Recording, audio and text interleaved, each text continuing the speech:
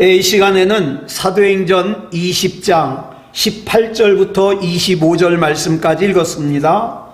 오늘은 사도행전 134번째 시간으로 부제목은 바울의 고별 설교 첫 번째 시간입니다. 자, 오늘 본문은 지난 시간에 말씀드린 대로 바울의 고별 설교입니다. 자, 이 바울의 고별 설교를 본문 18절에서 이렇게 시작하고 있습니다. 시작. 아시아에 들어온 첫날부터 지금까지 내가 항상 여러분 가운데서 어떻게 행하였는지를 여러분도 아는 바니. 여러분, 우리 한글 성경에는 어순상 아시아에 들어온 첫날부터 지금까지, 그래서 이 고별 설교를 마치 바울이 아시아를 방문한 시기와 기간을 중요하게 강조하고 있는 것처럼 보여요. 그렇지만 헬라어 성경을 보면 번역 순서가 달라요. 헬라어 원문에 의하면 바울의 고별 설교는 뭘로부터 시작하냐? 여러분은 알고 있습니다 라는 말부터 시작해요. 그 본문의 원문을 그대로 옮기면 첫 문장이 이거예요.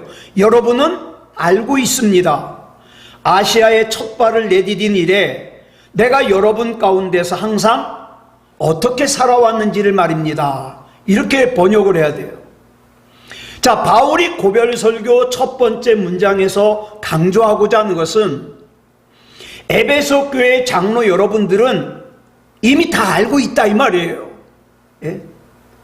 여러분, 다시 한번 말씀드리지만 헬라어는요, 동사의 어미 변화에 따라서 주어가 뭔지를 설명하고 있기 때문에 일반적으로 주어를 생략해요. 그럼에도 불구하고 주어를 쓸 때에는 강조할 때입니다. 그러니까 바울은 본문을 말하면서 의도적으로 2인칭 복수형 인칭 대명사인 휴메이스라는 걸 사용했어요.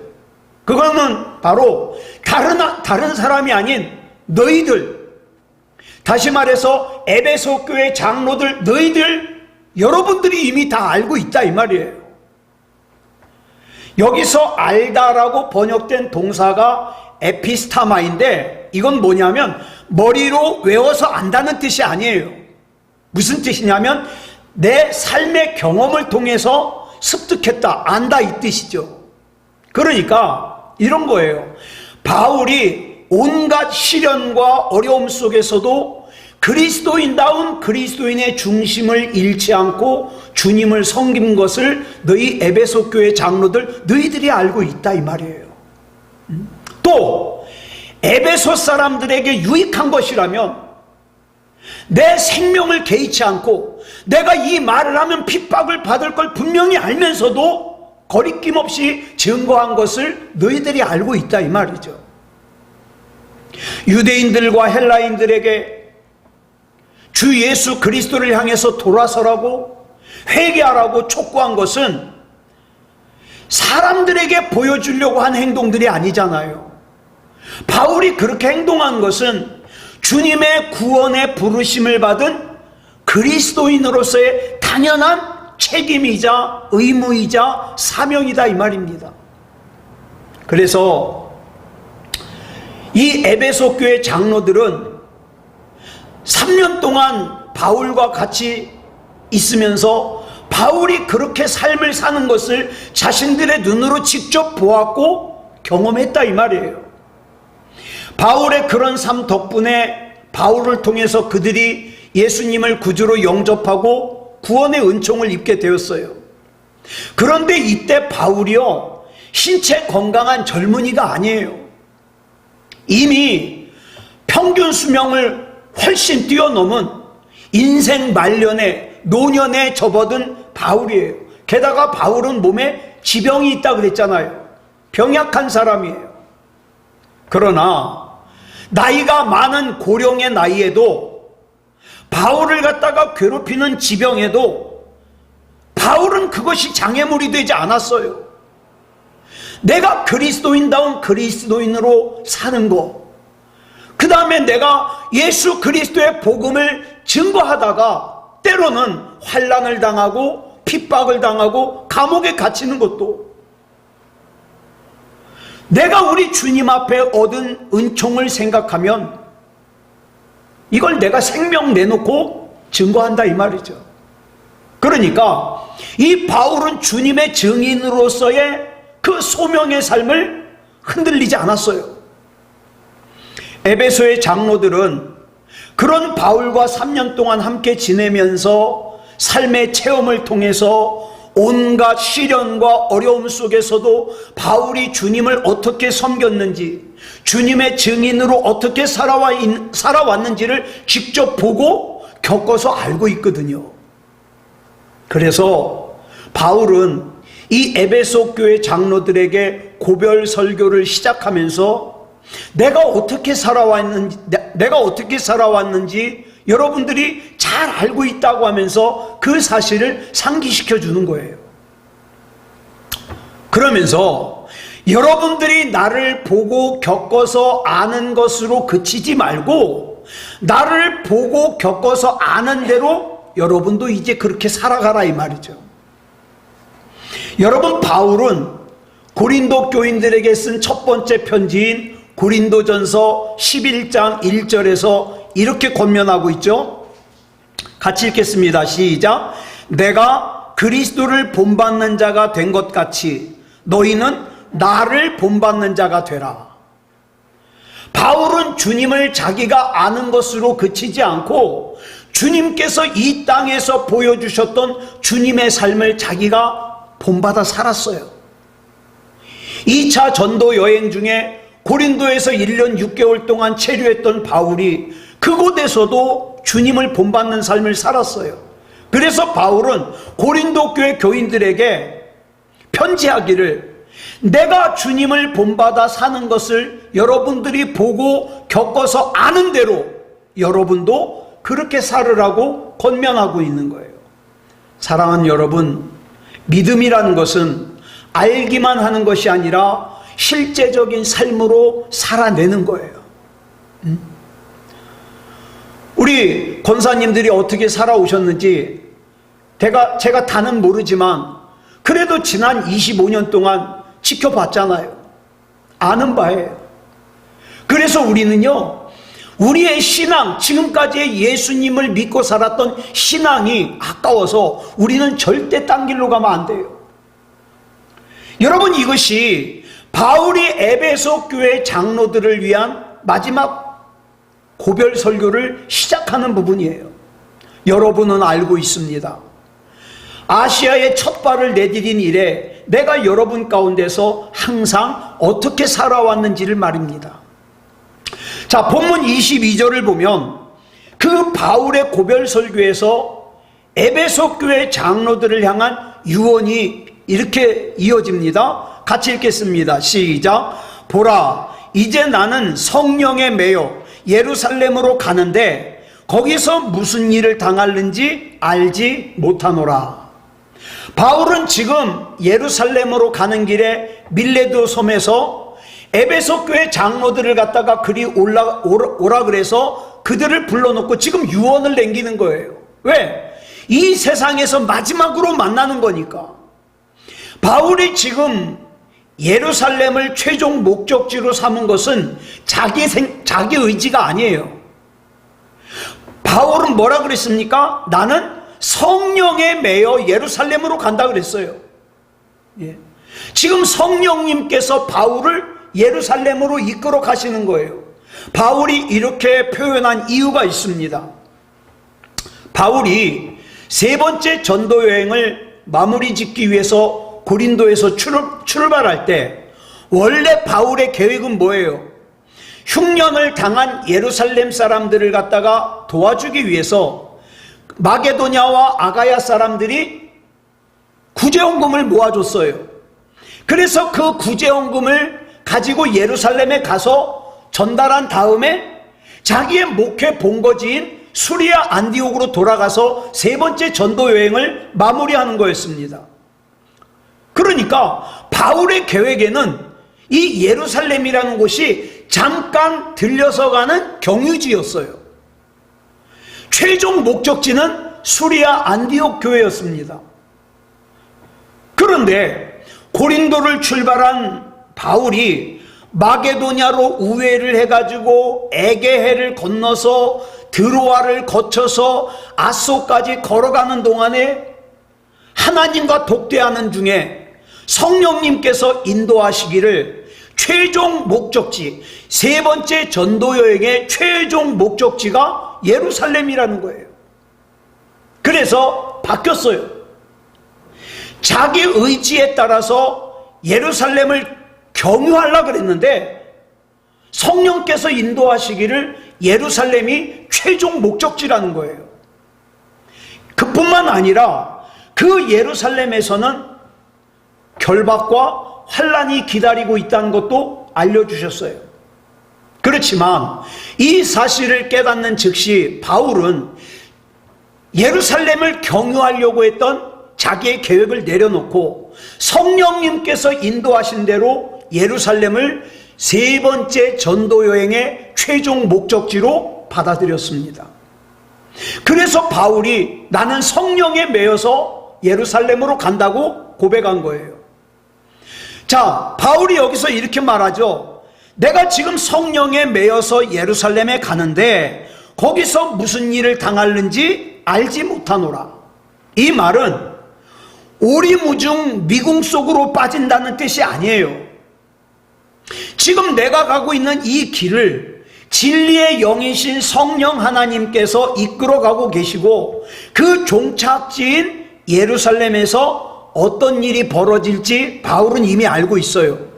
알려주셨잖아요. 결박과 환난이 기다리고 있다고. 그런데도 거기서 무슨 일을 당하는지 알지 못한다고 말한 것은 예루살렘 행이 내 영광이나 또 내 어떤 평안함이나 내 어떤 인생의 목적을 위한 것이 아니라는 것을 역설적으로 지금 강조하는 거예요. 자, 본문 23절 보겠습니다. 시작. 오직 성령이 각 성에서 내게 증언하여 결박과 환난이 나를 기다린다 하시나. 바울은 자신의 예루살렘 행이 결박과 환난이 기다리고 있는 길이라는 것을 이미 알고 있어요. 자, 여러분, 우리가 예수 믿어서 이 땅에서 편하게 사는 것만이 목적이 되면 이런 경우에 시험에 들어요. 아, 내가 예수 믿었는데, 내가 신앙생활 그렇게 열심히 했는데. 그게 잘 우리가 분별해야 돼요. 내가 지금 가고 있는 이 길이 하나님께서 나에게 맡겨주신 길인가? 아니면 마귀가 파놓은 함정인가? 마귀가 파놓은 함정이면 이겨야 돼요. 근데 우리 하나님께서 이끄시는 길이면 순종해야죠. 여러분, 예루살렘에서 결박과 환난이 기다리고 있다는 것은 바울의 예감이나 예측이 아니에요. 바울이 고린도를 출발해가지고 베레아를 거치고 데살로니가를 거치고 빌립보를 거치고 네아폴리를 거쳐가지고 드로아에 이르기까지 각 성을 들어갈 때마다 성령님께서 계속 증언해 주신 말씀이에요. 그곳에 기독교나 한다는 사람들이 다 성령의 음성을 듣고 바울에게 한 얘기예요. 여러분, 여기서 증언이라는 단어는요, 법정 용어예요. 이거는 진실을 얘기해야 돼요. 거짓을 진술하는 것은 위증이라 그러잖아요. 위증은 죄예요. 자, 바울이 예루살렘으로 가는데 거기서 결박과 환난이 기다리고 있는 거라고 증언하는 게 누구예요, 지금? 성령님이에요. 예? 성령님의 증언이라면 바울이 예루살렘 행을 포기하지 않는 한 바울은 분명히 예루살렘에 가면 결박과 환난이 기다리고 있어요. 그렇지만 바울은 그 사실을 알고도 자기가 예루살렘에 가야 된다는 거예요. 자, 본문 24절 보겠습니다. 시작. 내가 달려갈 길과 주 예수께 받은 사명 곧 하나님의 은혜의 복음을 증언하는 일을 마치려 하면은 나의 생명조차 조금도 귀한 것으로 여기지 아니하노라. 이 말씀은 우리가 너무 잘 알고 있는 바울의 고백이에요. 바울은 결박과 환란이 기다리고 있는 예루살렘으로 가는 길을 뭐라고 표현하고 있어요? 내가 달려갈 길이라고 표현하고 있어요. 내가 반드시 가야 할 길이라는 거예요. 바울이 왜 그 길을 가야만 하는지 바울은 그 이유도 분명하게 알고 있어요. 그것은 주 예수께 받은 사명, 곧 하나님의 은혜의 복음을 증언하는 일이기 때문에 가야 되는 거예요. 그리고 바울은 주님께서 자기에게 맡기신 복음 증언의 사명을 완수하기 위해서는 자기 생명조차 조금도 귀한 것으로 여기지 않는다 그랬어요. 여러분, 여기서 말하는 생명조차 조금도 귀한 것으로 여기지 않는다는 것은 다른 건 말할 필요도 없다는 뜻이에요. 다른 건. 이런 심정이었기 때문에 바울은 지금 예루살렘으로 가는 이 길이 결박과 환란이 기다리고 있는 길이라는 걸 알면서도 피하지 않는 거예요. 그런데 본문을 계속 읽어보면 이상한 점을 하나 발견하게 됩니다. 자, 밀레도 섬에서 에베소 교회 장로들과 작별한 다음에 바울이 예루살렘을 향해서 배를 타고 나섰어요. 자, 사도행전 21장 3절로 4절 보겠습니다. 시작. 구브로를 바라보고 이를 왼편에 두고 수리아로 항해하여 두로에서 상륙하니 거기서 배의 짐을 풀려 하미로라. 제자들을 찾아 거기서 이래를 머물더니 그 제자들이 성령의 감동으로 바울더러 예루살렘에 들어가지 말라 하더라. 자, 바울이 탄 배가 짐을 풀기 위해서, 이 당시는 이 배가 거의 전부가 다 무역선이잖아요. 그러니까 어디에서는 짐을 실어야 되고 어디서 또 짐을 내려야 돼요. 이 짐을 풀기 위해서 팔레스타인의 두로라는 곳에 정박을 했어요. 그래서 이제 거기 정박하는 기간이 7일인데 그 7일 동안에 두로에서 제자들과 함께 지냈어요. 그런데 본문은 이 두로에서 제자들이 바울에게 예루살렘에 들어가지 말라고 했다 그래요. 이 말을 문법적으로 보면요, 바울에게 예루살렘에 가지 말라고 부탁한 게 아니라 마치 베드로가 예수님 옷깃을 잡고 절대 그런 일이 있으면 안 됩니다 그러면서 막 따졌듯이 이 제자들이 바울에게 명령조예요. 가면 안 된다고 부탁하는 게 아니라, 여기서 우리말 하더라로 번역된 그 동사가 레고인데 미완료형이에요. 그러니까 한 번 말하고 끝나는 게 아니라 계속. 그런데 자, 보세요. 여기 중요한 게 있어요. 이 두로의 제자들이 바울에게 그렇게 명령한 근거가 그 제자들 자신에게서 나온 게 아니에요. 여기 보니까 그 제자들이 어떻게 했다 그랬어요? 성령의 감동으로. 예? 성령의 감동으로 바울이 예루살렘에 가면 결박과 환란이 기다리고 있다는 걸 알았거든요. 그래서 가지 말라 그런 거예요. 자, 그럼 한번 보자고. 여기 성령님께서 두로의 제자들에게도 바울이 가려고 하는 예루살렘 행이 결박과 환란이 기다리고 있다는 걸 알려줬어요. 자, 두로의 제자들이 몰랐다면 모를까, 이 사실을 안 이상 자기들의 그 사랑하는 바울이 결박과 환란이 기다리고 있는 예루살렘으로 그냥 가게 내버려 둘 수 없잖아요. 그래서 예루살렘에 가지 말라고 강력하게 명령하는 거예요. 만류하는 거죠. 그렇지만 바울은 그들의 강력한 만류를 뿌리치고 두로를 떠나 예루살렘을 향해서 갑니다. 그러다가 가이사랴라는 곳을 지나요. 이 가이사랴에는 또 누가 살고 있었냐? 초대교회 7 집사 중에 한 사람인 빌립 집사가 살고 있었어요. 그러니까 사마리아 전도를 마치고 가이사랴에서 이제 살고 있었던 거예요.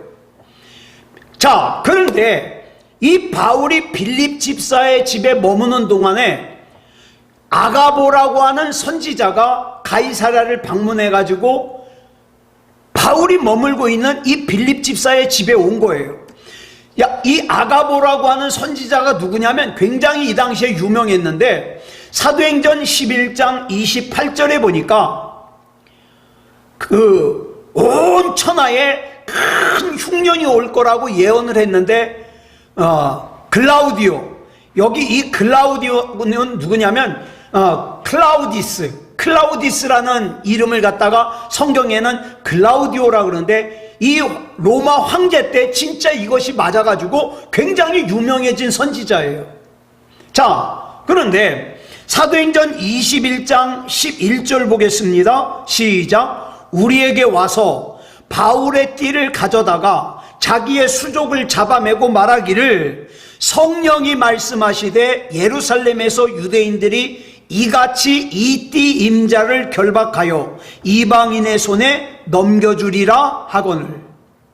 이 선지자 아가보는 바울의 허리띠를 가져오게 해가지고 그걸로 자기 손과 발을 묶은 다음에 이 띠의 임자가 바울이 이렇게 될 거라는 거예요. 예루살렘에 가면 또 로마의 감옥에 갇힐 거라는 거죠. 자, 유명한 선지자를 통해서 또 이 가이사랴에 있는 그리스도인들에게 이번에 바울이 예루살렘에 가면 이렇게 결박과 환란이 기다린다 알려준 거예요. 자, 이어지는 12절 볼까요? 시작. 우리가 그 말을 듣고 그곳 사람들과 더불어 바울에게 예루살렘으로 올라가지 말라 권하니. 자, 유명한 선지자 아가보가 예언했던 것을 마쳤던 이 아가보가 이런 말을 했으니까 빌립 집사의 가족과 가이사랴의 그리스도인들과 그 다음에 같이 가고 있는 일행들이 다 울면서 제발 좀 가지 말라고 막죠. 자, 이어지는 13절 보겠습니다. 시작. 바울이 대답하되 여러분이 어찌하여 울어 내 마음을 상하게 하느냐. 나는 주 예수의 이름을 위하여 결박당할 뿐 아니라 예루살렘에서 죽을 것도 각오하였노라. 그런데 이 바울은 추호의 흔들림도 없어요. 바울은 주님을 위해서 자기의 생명조차 귀한 것으로 여기지 않음을 가이사랴에서 다시 분명하게 밝힙니다. 이상하지 않아요? 자, 보세요. 바울이 믿었던 성령님과 두로와 가이사랴의 그리스도인들이 믿었던 성령님은 같은 성령님이에요. 그리고 똑같은 내용을 알려줬어요. 바울이 예루살렘에 가면 결박과 환란이 기다리고 있다. 자, 동일한 성령님이 동일한 내용을 알려줬는데, 그런데 반응이 달라요. 다른 사람들은 절대 가지 말라 그러는데 바울은 가야 된다는 거예요.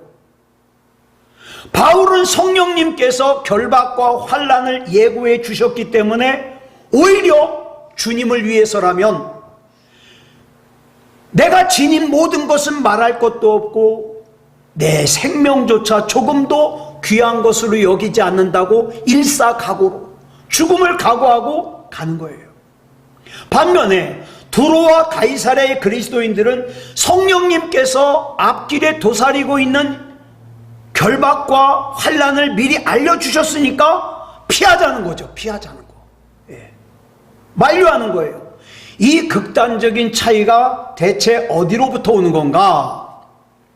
바울은 성령님께서 나에게 예루살렘에 가면 결박과 환란이 기다리고 있다는 걸 알려주신 이유는 그럼에도 불구하고 내가 이 사명의 길을 완주할 거라는 걸 나를 믿어주시고 알려주신 거다.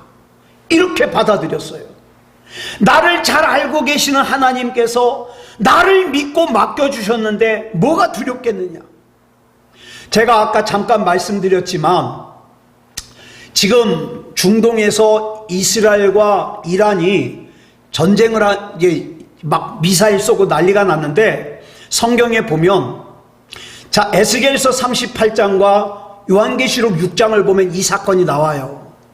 우리가 뉴스를 잘 봐야 되는 게 저기 뭐 우리나라도 아닌데 그게 아니라 잘 봐야 되는 게 만에 하나 이란을 중심으로 해서 시리아라든가 러시아라든가 아프리카가 합력해가지고 이스라엘을 공격하잖아요. 그러면 여러분, 그때는 정말 마지막 때를 준비해야 되는 거예요. 그 전쟁에서 분명히 이스라엘이 이겨요. 이스라엘이 이기는데 그 전쟁 전에 휴거가 일어난다는 것을 갖다가 전천년설이고요. 그 전쟁이 일어난 다음에 휴거가 일어난다는 게 후천년설인데, 우리가 여기서 주의 깊게 봐야 되는 게, 여러분, 이 전쟁이 확전이 되면 큰일 나요. 그래서 지금 물론 예수님이 오시면 좋죠. 그런데 이 전쟁이 확전이 되면, 예? 막 여러 나라가 거기 합쳐져서 전쟁이 커지면 이건 정말 성경의 말씀을 이루는 거거든요. 그래서 우리는 어때요? 하나님의 말씀을 보고 하나님의 뜻을 받고, 참 보면 그래요. 여기서도 하나님의 말씀을 똑같이 받았는데 반응이 다르잖아요. 반응이. 오늘 저와 여러분도 마찬가지예요. 세상의 것에 내 마음을 뺏길 시간이 없고, 그 다음에 세상의 것을 위해서 내가 하나님을 멀리할 시간이 없어요. 믿음 가운데 깨어 있어야 돼요. 예. 자, 이 결박과 환난의 길이라는 걸 알면서도 예루살렘으로 가는 바울의 마음, 저와 여러분도 지금 이 세계가 돌아가고 있는 걸 갖다가 성경에 비추어서 보면서 하나님의 때, 하나님의 역사, 하나님의 이끄심을 우리가 똑바로 알아야 될 필요가 있다는 거죠. 예. 자, 그래서 지금 바울이 에베소 교회 장로들에게 마지막, 살아생전의 마지막 유언과 같은 고별 설교를 남기는 거예요. 자, 이 바울의 유언은 본문 25절에서 이렇게 이어지고 있어요. 시작. 보라, 내가 여러분 중에 왕래하며 하나님의 나라를 전파하였으나 이제는 여러분이 다 내 얼굴을 다시 보지 못할 줄 아노라. 자, 여기서 보라로 번역된 이 헬라어가 뭐냐? 이두예요. 전에 말씀드렸죠? 이두는 뭐냐? 감탄사예요. 보라, 감탄사. 예? 감탄을 표현할 때, 또는 다른 사람들의 이목을 갖다가 집중시킬 때, 우리 그러죠? 주목! 그러잖아요. 그와 같은 말이에요. 경각심을 일깨울 필요가 있을 때, 혹은 내가 지금 하는 말이 너무 중요해서 주의를 집중시킬 때 사용하는 말이 뭐냐? 이두예요. 보라. 이 단어는 앞에서 우리가 봤던 본문 22절에도 나와요. 시작. 보라, 이제 나는 성령에 매여 예루살렘으로 가는데 거기서 무슨 일을 당할는지 알지 못하노라. 여기 나오는 보라도 이두예요. 그동안 바울이 각 성을 거칠 때마다 성령께서 예루살렘으로 가면 결박과 환난이 기다리고 있다는 걸 미리 알려주셨지만, 바울은 주님께서 맡겨주신 사명을 완수하기 위해서는 내 생명조차 귀한 것으로 여기지 않는다는 거예요. 자, 에베소 교회 장로들에게 이걸 갖다가 강조하기 위해서 보라, 이 단어를 사용한 거죠. 네. 헬라어 성경에는 보라라는 단어 다음에 나오는 내용이 우리말 성경과 좀 달라요. 헬라어 성경에는 뭐가 나오냐? 보라, 내가 알고 있다. 이게 먼저 나와요. 아까도 말씀드렸지만 헬라어의 특징은 동사 어미에 나오는 걸 가지고 주어를 알 수 있는데, 주어를 특별히 기록할 때에는 강조한다 그랬죠. 여기서 주어를 강조하고 있어요. 그 주어가 누구냐? 나예요, 나. 바울. 내가 알고 있다. 보라, 내가 알고 있다. 내가 지금 성령에 매여서 예루살렘으로 가는데 거기서 환난과 결박이 나를 기다리고 있다는 걸 내가 알고 있다. 이 뜻이에요. 이 세상 누구도 아닌 내가 알고 있다는 거예요. 그러면서 또 뭐라 그래요? 여러분이 내 얼굴을 다시 보지 못할 거다. 자, 그러니까 이 지금 강조하는 내용을 헬라어 성경 원문 그대로 옮기면 이런 뜻이에요. 자, 보십시오. 나는 알고 있습니다. 여러분이 내 얼굴을 다시는 보지 못할 것을 말입니다. 여러분을 찾아다니며 하나님의 나라를 전하던 나의 얼굴, 이 얼굴을 여러분이 다시는 보지 못할 것을 나는 알고 있다, 이 말입니다. 유언이죠, 유언. 바울은 지금 에베소 교회 장로들에게 절박한 심정으로 마지막 유언을 하고 있는 거예요. 근데 에베소 교회 장로들은 아직 이걸 갖다 피부적으로 느끼질 못해요. 그래서 보라, 또 나는, 이런 걸 갖다가 막 동원하면서 여러분이 내 얼굴을 이제 못 본다는 걸 갖다가 바울이 지금 강조하고 있는 거예요.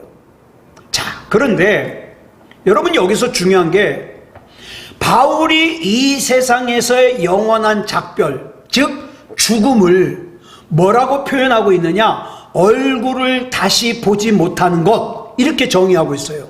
죽음을. 여러분, 우리 몸에 얼굴이 없다면 사람 분간하기 어렵겠죠. 예? 얼굴이 없다면 사람 분간하기 어렵겠죠. 그러니까 살아있는 사람에게 있어서 얼굴은 그 사람이 누구인지를 나타내는 정체성이에요. 예. 자, 아주 꽤 됐는데 기억하시나 모르겠어요. 얼굴이 어디서 나왔다 그랬죠? 얼굴의 어원? 얼꼴. 얼이 뭐예요? 영혼. 꼴이 모양. 그래서 얼꼴은 뭐냐? 영혼의 모양이에요. 그래서 영혼의 모양이 밖으로 드러나는 게 얼굴이에요. 얼굴. 이런 의미에서 얼굴은 우리 몸의 일부가 아니라 우리 자신이라고 할 수 있죠. 그래서 바울은 자기의 죽음을 이렇게 표현하는 거예요. 다시는 내 얼굴을 못 볼 거야. 이렇게 표현하는 거예요. 여러분, 모든 사람에게는 작별의 때가 있어요. 그렇죠? 작별의 때가 있어요. 살아생전에 친하게 지냈던 사람도, 또 섭섭하여 원수로 지냈던 사람도 언젠가는 작별을 해야 됩니다. 누구도 피할 수가 없어요. 바울이 지금 에베소 장로들에게 여러분이 내 얼굴을 다시는 보지 못할 것을 내가 알고 있다, 이토록 강조하는 이유는 바울이 지금 자기의 죽음을 예견하고 있다는 거예요. 죽을 거라는 걸 알아요. 죽음이 뭡니까? 죽으면 얼굴을 보지 못하는 거라니까요. 내가 아무리 보고 싶어도 죽어서 장례를 치른 사람의 얼굴을 볼 수가 없어요. 또 중요한 게 있어요. 이 세상에 아직도 살아 있어도 내가 보고 싶지 않아서 얼굴을 보지 않고 산다면 그 사람은 이미 나에게 죽은 사람이에요. 나에게 그 사람도 죽은 사람이에요. 그렇죠? 그러니까 내가 누군가를 미워해서 보지 않고 산다? 이건 죽은 거예요. 나도 죽고 그 사람도 죽고. 그래서 요한 1서 3장 15절에서 이렇게 말씀하고 있는 거예요. 시작. 그 형제를 미워하는 자마다 살인하는 자니 살인하는 자마다 영생이 그 속에 거하지 아니하는 것을 너희가 아는 바라. 이걸 줄여볼까요? 이 뜻이에요. 그 형제를 미워하는 자마다 영생이 그 속에 없다, 이 말이에요. 왜? 죽였으니까. 사람을 죽였으니까. 자, 우리 지금 앞으로 정말 길지 않은 인생이 남았어요. 길지 않은 인생이 남았는데 이 길지 않은 인생을 살면서 누구를 미워하고 누구를 섭섭해하고 그럴 죄를 범하지 말자고요. 예? 자, 그날과 그 시는 알지 못하지만 여러분, 당장이라도 있다가 1시간 뒤에 예수님이 우리를 불러서 휴거된다면, 예? 아유, 진작에 잘할 걸, 그런 일들이 남아있으면 안 돼요. 예, 여러분, 하나님 앞에 올바른 믿음 가지자고요. 정말 지금은 그 어느 때보다도 구원받을 만한 믿음이 중요해요. 하나님이 인정하시는 믿음이 중요해요. 오늘 이 밤에 기도할 때에 우리 자신의 영혼도 위해서 기도하지만 아직 구원받을 만한 믿음이 아닌 사랑하는 사람들을 위해서도 기도하자고요. 하나님 역사해 주시옵소서. 아무쪼록 이렇게 오늘 이 밤에도 기도하는 저와 여러분이기를 그리스도 예수님의 이름으로 축복합니다. 기도하겠습니다. 사랑의 아버지 하나님, 감사합니다. 우리가 이 시간에 바울이 에베소 교회 장로들에게 마지막 유언과도 같은 고별 설교를 하는 내용을 나눴습니다. 우리가 하는 큰 착각 중에 하나가 내가 이 세상에서 천년 만년 살 줄 알고 내 마음대로 살고 죄 짓고 또 심지어는 내 구원의 확신도 불안정하고 내 사랑하는 사람들의 구원의 확신도 불안정한 상태에서 그냥 살 때가 있습니다. 하나님, 때가 임박함을 깨닫게 하시고 하나님 앞에서 믿음다운 믿음으로 살게 하시고 때를 구별할 수 있는 그런 영적인 감각을 주시옵소서.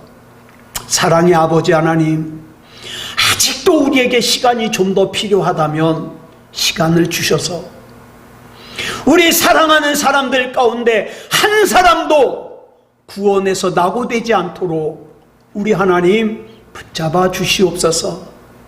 또 길지 않은 인생을 살면서 섭섭하여 미워서 얼굴을 갖다가 보지 못하는, 나도 죽고 상대방도 죽이는 그런 죄 범하지 말게 하시고 우리 하나님 은혜 가운데 살게 하여 주시옵소서.